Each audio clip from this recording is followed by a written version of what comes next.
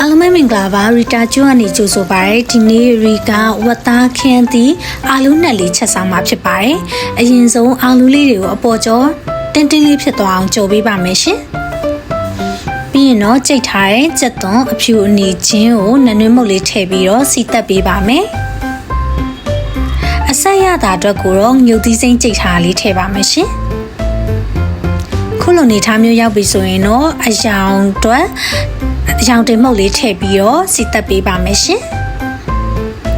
ပြီးရင်တော့စားနနွေအရတာမုံငြုတ်ကောင်းမုံနှက်ထားတဲ့ဝတ်သားလေးကိုထည့်ပြီးတော့ဝတ်သားတွေကရှည်တွေထွက်ပြီးတော့စီပြန်လာတဲ့အထိလုံးပေးပါမယ်ရှင်ကဲအခုဆိုလို့ရှိရင်ဝတ်သားတွေကရေလေးလည်းထွက်ပြီးစီပြန်လာတဲ့အချိန်မှာရေနည်းနည်းစပြီးတော့ထည့်ပါမယ်ရှင်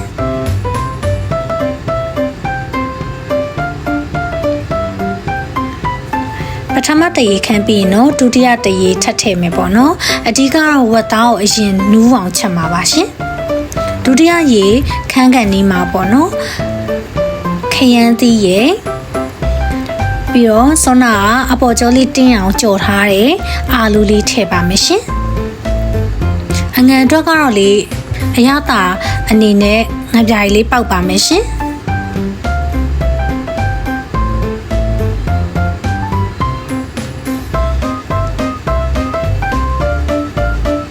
ပြီးရင်တော့ဗီဒီယိုခရမ်းသီးနဲ့အာလူလေးနူးစေရန်အတွက်ရေနှဲငယ်ထည့်ပါအောင်မယ်ရှင်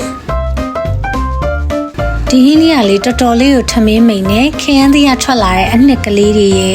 ပြီးတော့အာလူရေ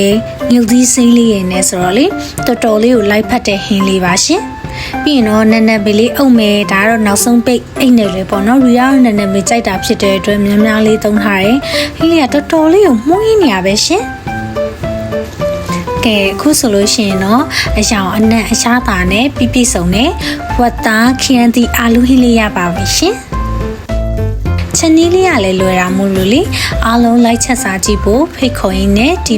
ဗီဒီယိုလေးကိုအဆုံးသတ်လိုက်ပါရရှင်ဆုံးဖြတ်ကြည့်ပေးတဲ့တဦးတယောက်ချင်းဆိုင်ကိုလည်းကျေးဇူးတင်ပါတယ်